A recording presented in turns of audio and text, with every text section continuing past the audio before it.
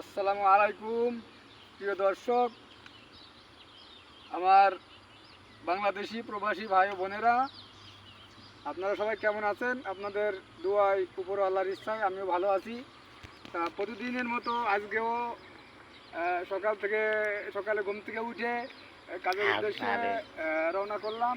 তা এখন এই বাসার নিচেই একটু ওই প্রকৃতির ঘাস বনের মধ্যে একটু হাঁটাহাঁটি করতেছি।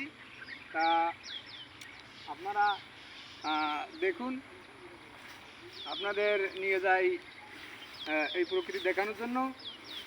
আর একটা কথা আপনাদের বলে দিতে চাই যে আমি নতুন ইউটিউব চ্যানেল খুলছি।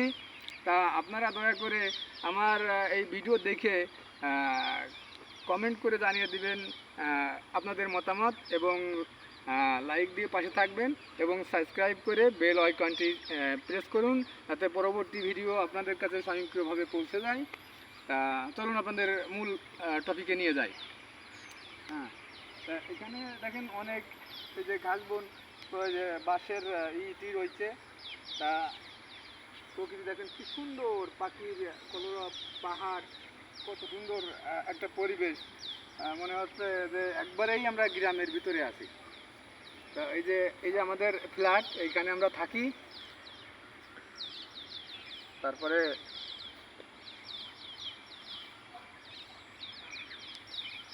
এখন মাছ আছে, এই যে এই পুকুরে অনেক মাছ। পুকুরে অনেক মাছ, বড় বড় মাছ।